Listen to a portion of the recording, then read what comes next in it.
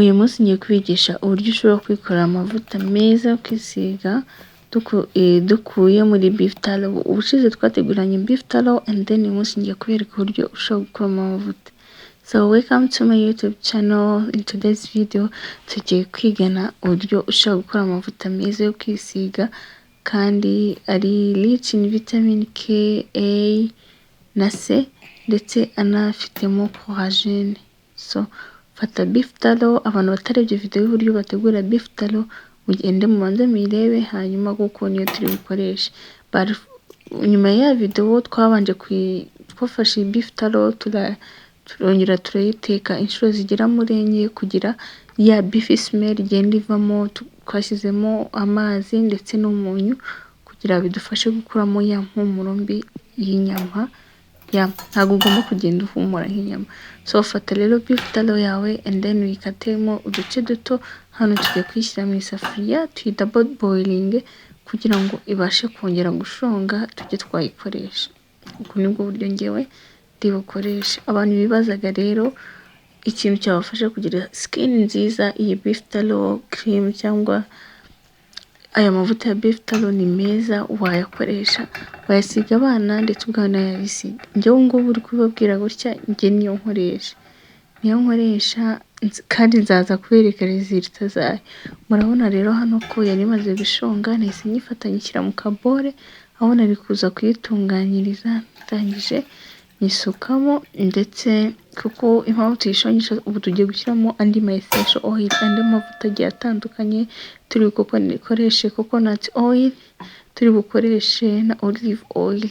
So ngiye guhita nshyiramo coconut oil, ushyiremo ihagije. Ushyizemo coconut oil yonyine ntabwo byaba ari byo kuko iyi beef tallow ndetse na coconut oil at room temperature biba biri solid. That's why dushyiramo iyi olive kugira ngo kubera ko yo at room temperature iba ari liquid. Idufasha rero kuba twabasha kwisiga amavuta bitatugoye kandi n'umubiri wacu ukayabsorba byoroshye.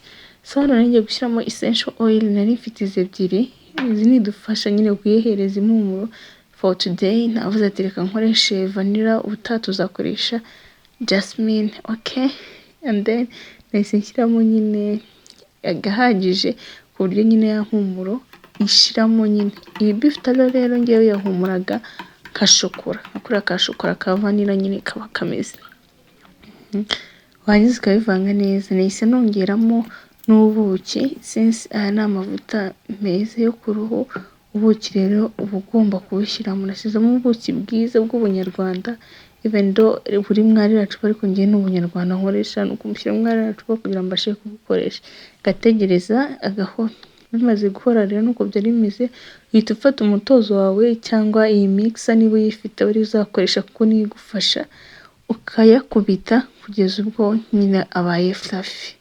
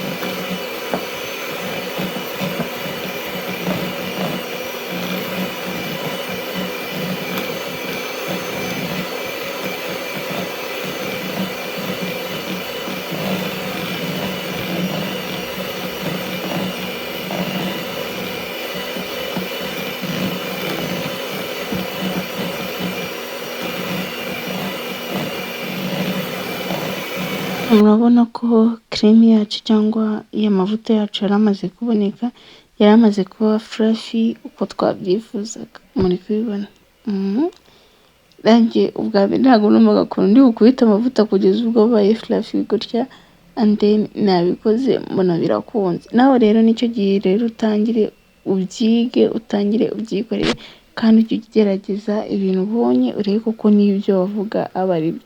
So nuko ngukurira amavuta yacu yavuyemo ameze, murayabona, muri kuyabona noneho yatale, muri kubona ko yabyimbye yabaye fluffy ukuntu nyine. So nari nateguye igikombe rero ku ruhande, nari nabanje kugishyira mu mazi ashyushye ndagisteriliza, and then ndangije hita nshyiramo ya mavuta. Amavuta niyo ngiye kwisiga amezi 3 ari imbere, cyangwa aya mezi 3 nzongera nkore yandi mu minsi iri imbere.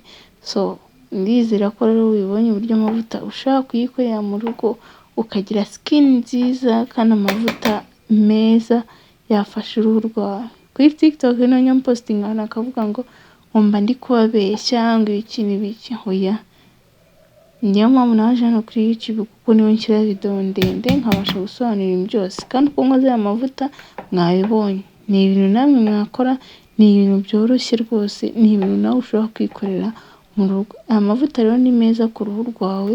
Aya mavuta abantu bambazaga ngo ku mpumuro, oya, aya mavuta ahumura neza. Ngiye niyo ndi gukoresha, ahumura nk'agashokora nyine ukuntu, bitewe n'impumuro washyizemo. Mwabonye ko dushyiramo zira essential oil kugira dukuremo impumuro cyangwa tuyahereze impumuro, kandi nakora tuba twatetse impumuro iba yavuyemo. Nuko uko nayatetse ntabashyirizeho video, ariko nyateka ku nshuro zigera kuri 4 kugera kuri 5. So nuko ngukurira amavuta yarameze hano, nindi kuyasiga ngo mbereke murebe ukuntu ahita aba dissolved nyine n'ukuntu nyine muri kubibona. Ni amavuta meza rwose, ni amavuta wakisiga ukagira skin nziza kandi yoroshye. So wakoze kubana natwe, kora subscribe hanyuma uzagire izindi video zacu. So niba rero wakunze iyi video, jya muri comment utubwire ikindi kintu wifuza kumenya, hanyuma nacyo tuzakorera video. Bye.